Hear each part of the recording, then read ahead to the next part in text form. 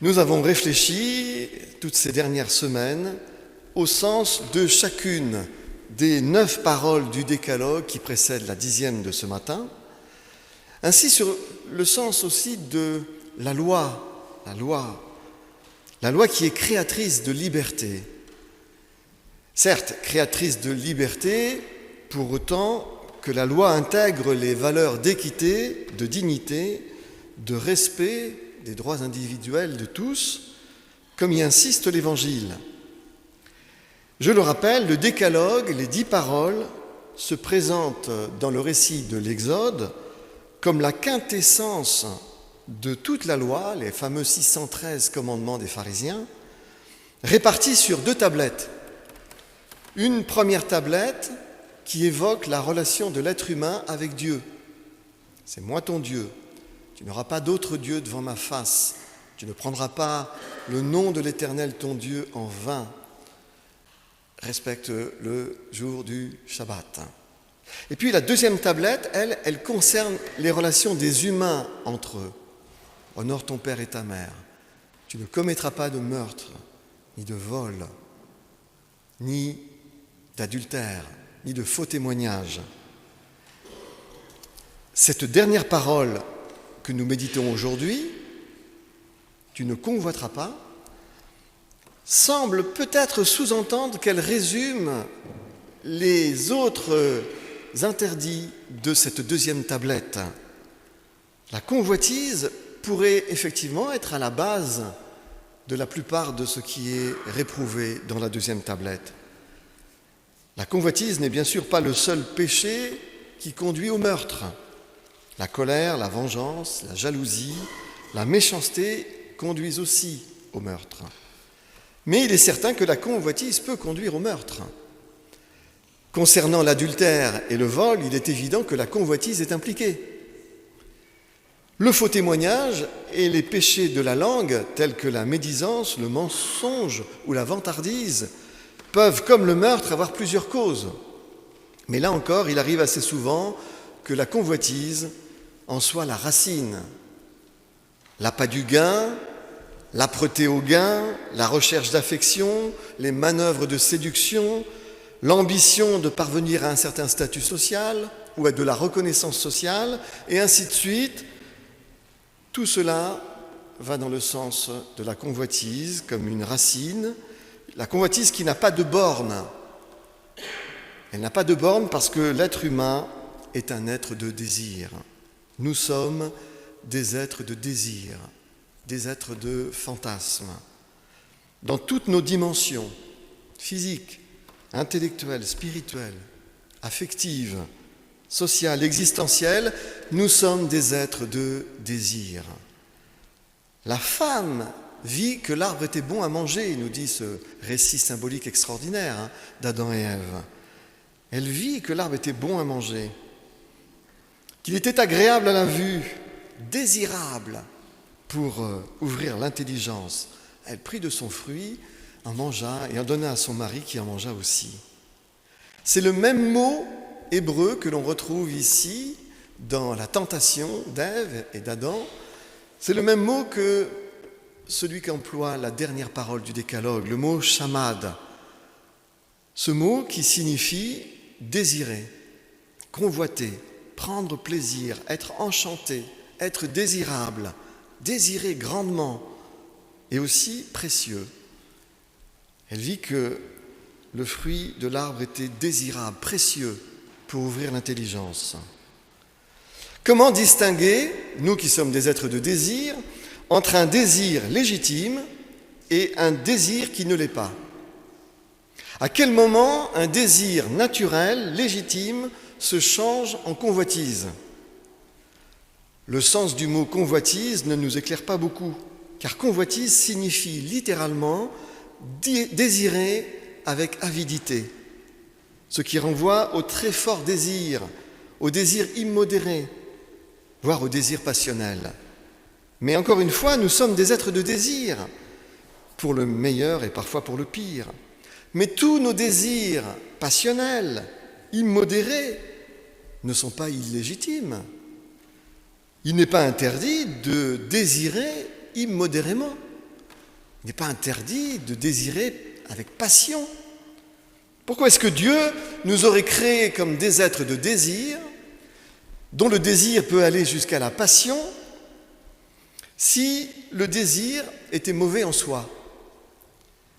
Si le désir était un péché, Dieu nous aurait alors programmés pour pécher. Il faut donc trouver une meilleure explication et un meilleur moyen pour distinguer entre le désir légitime et le désir qui ne le serait pas, le désir qu'il conviendrait de circonscrire. Or, le 10e commandement, la 10e parole, nous met sur la bonne voie lorsque le commandement déclare « Tu ne convoiteras pas la maison de ton prochain. Tu ne convoiteras pas la femme de ton prochain. Ni son serviteur, ni sa servante, ni son bœuf, ni son âne, rien de ce qui appartient à ton prochain. » Le désir n'est pas illégitime en soi, mais il doit être circonscrit lorsque la chose désirée appartient à mon prochain. Et le voilà le critère.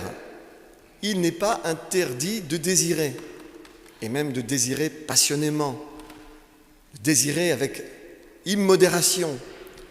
Si vous bridez votre désir et vous n'allez pas jusqu'à la passion, vous manquez une expérience humaine fondamentale. Il n'est pas interdit d'être passionné. Dans la relation conjugale, on emploie 3 mots grecs pour dire ce qu'aimer veut dire dans le couple. Entre un homme et une femme, 2 hommes, on emploie le mot éros en grec, qui signifie la passion. On emploie le mot philia, qui signifie l'amour, amitié, et on emploie le mot agapé, qui est plutôt la charité, la bienveillance. Il n'est pas interdit d'avoir de l'éros. Les Grecs en ont fait un dieu, justement pour bien signifier que éros est immodéré, passionné. On doit normalement aimer son conjoint de la manière éros, comme de la manière philia aussi, et de la manière agapé. Aimer, désirer, ce n'est pas un péché, même immodérément. Il n'est pas anormal pour des êtres sexués, pour les êtres sexués que nous sommes, de désirer le ou la partenaire qui est l'objet de nos transports et de nos élans les plus intimes.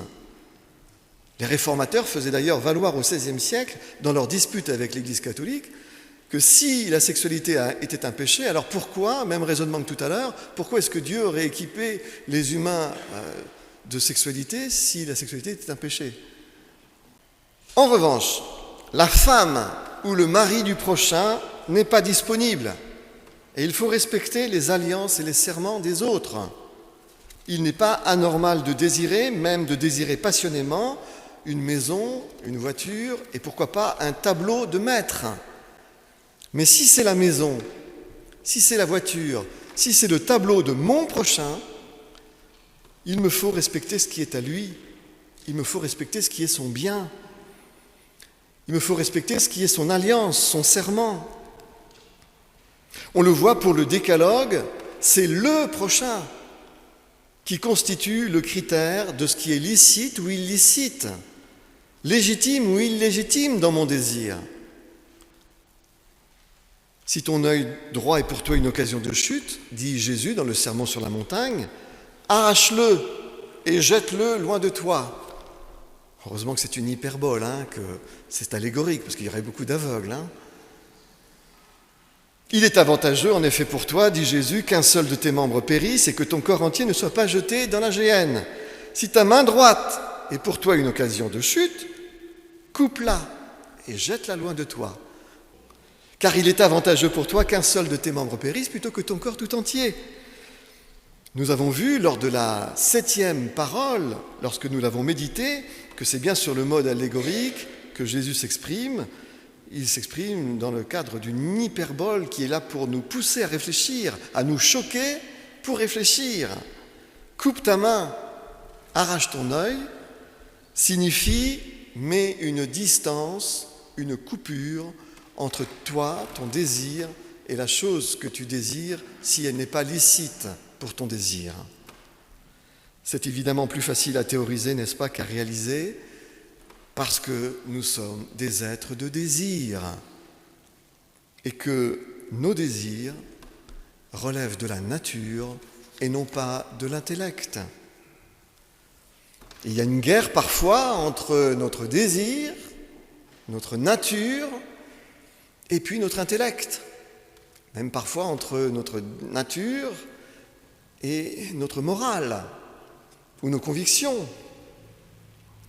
Et pourtant, effectivement, c'est le propre de la civilisation, c'est le propre de la culture, c'est le propre de l'éducation morale et spirituelle que d'éduquer sa nature afin de ne pas en rester ou de ne pas en revenir au stade de la brute. Le décalogue et l'évangile de Jésus nous invitent à cette éducation des valeurs, à cette éducation de notre esprit, à cette éducation de notre intelligence. Encore faut-il que notre morale, notre intelligence, nos valeurs soient réalistes, soient conformes au réel, ne soient pas frappées d'exagérations fondamentalistes ou que sais-je d'autres, religieuses, qui nous empêcheraient d'avoir une morale équilibrée, des convictions équilibrées, des valeurs équilibrées. Le décalogue et l'évangile sont éducation de nos valeurs, sont éducation de notre esprit, sont éducation de notre intelligence. Le décalogue, l'évangile, nous invite à prendre des mesures, à mettre des limites, à mettre des freins à nos désirs, de sorte que nous respections ce qui est l'autre, ce qui appartient à l'autre et ce qu'est l'autre dans sa vie, dans ses serments, dans ses alliances, afin que nous parvenions à vivre, nous aussi, en paix et que nous puissions nous épanouir en société, en famille, en Église, sur les lieux de notre vie. La loi, les règles, les limites ne sont pas là pour brider la liberté, ou alors c'est une loi inique qu'il faut absolument réformer. Mais la loi, la règle, les limites sont là pour donner de l'espace à la liberté. En nous donnant des limites les uns les autres, nous créons de l'espace pour l'exercice de notre liberté à toutes et à tous.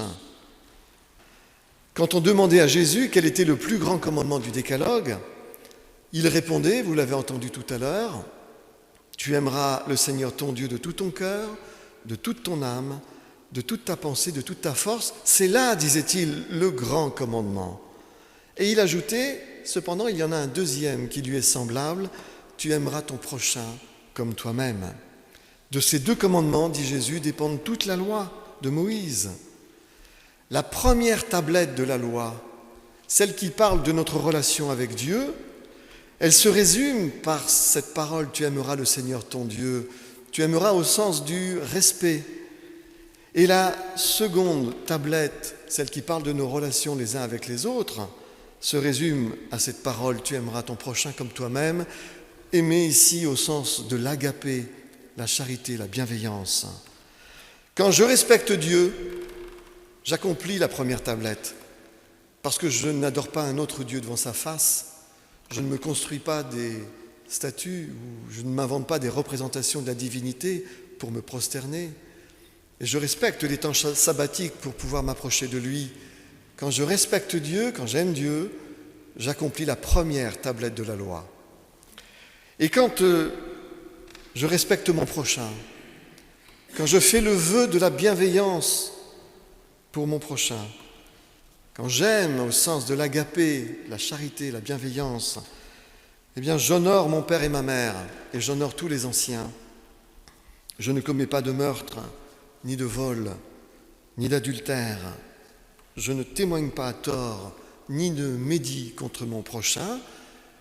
Vous voyez, l'amour agapé accomplit la deuxième tablette. L'amour de Dieu, le respect pour Dieu accomplit la première. L'amour du prochain accomplit la deuxième. Je m'efforce d'aimer mon prochain. Personne n'est bienveillant tout le temps avec tout le monde. Ce n'est pas vrai de croire que l'on peut aimer d'agapé tout le monde. ce n'est pas vrai. Mais mettons que Jésus, lui, il a pu aimer tout le monde. De l'amour agapé, ce n'est pas un amour sentimental, l'amour agapé. Ce n'est pas des sentiments. Eros, c'est des sentiments. Philia, c'est des sentiments. C'est de l'affection, c'est de l'amitié. Mais agapé, ce n'est pas sentimental. Agapé, c'est une volonté, c'est une décision, c'est une ascèse, parce que vous ne vous aimez pas spontanément les uns les autres, ni sentimentalement, ça c'est sûr, mais même, vous aurez du mal à vouloir être charitable et bienveillant avec tout le monde, parce que la nature en vous s'énerve. Il y a des gens qui vous reviennent, il y a des gens qui ne vous reviennent pas. Pourquoi est-ce que j'aimerais, au fond, celui ou celle qui m'est hostile, qui me regarde de travers? Pourquoi est-ce que je ferai des efforts pour être bienveillant avec celui qui me passe devant, qui ne me dit pas bonjour, qui me manque de respect tout le temps, qui monte des cabales contre moi? Pourquoi est-ce que finalement je serai bienveillant? La seule réponse, elle vient de Jésus. Parce que c'est comme ça que Dieu t'aime. Et Dieu est bienveillant avec toi et pourtant tu n'es pas terrible avec lui comme ami. Tu n'es pas toujours terrible avec Dieu. Il te tend la main, et il te bénit, il n'est jamais contre toi. Et pourtant, il y a bien souvent où tu ne t'occupes pas de lui, tu fais comme s'il n'existait pas, tu vis ta vie, tu dis que tu n'y crois pas, tu y crois quand tu as besoin. Et pourtant Dieu t'aime. Lui, il t'aime. Et ce n'est pas simplement agapé. Lui, il t'aime avec de l'affection, avec de la passion, immodérément. Et Jésus nous dit, en fait, si Dieu nous aime comme cela, et que nous sommes saisis, nous sommes touchés par cet amour de Dieu, une question monte forcément. Mais Éternel, mais moi, qu'est-ce que je peux faire pour toi? Moi, qu'est-ce que je peux faire pour te rendre un peu de cet amour infini, de cette grâce? Et la réponse de Dieu, c'est essaie d'être bienveillant avec ton prochain. Vous voyez, c'est une ascèse, une volonté. Je ne suis pas naturellement. Il y a des gens que vraiment j'ai du mal à supporter. Mais parce que Dieu, lui, il me supporte et il m'aime, et que j'ai envie de travailler avec Dieu, j'ai envie d'être ouvrier avec Dieu, j'ai envie de construire le monde avec lui, j'ai envie d'être de son côté. Or Dieu, il est du côté de la bienveillance. Dieu, il n'est pas du côté de la médisance. Dieu, il est bienveillant. Il n'est pas du côté des conflits, des gens qui sont toujours grincheux. Dieu, lui, il est bienveillant.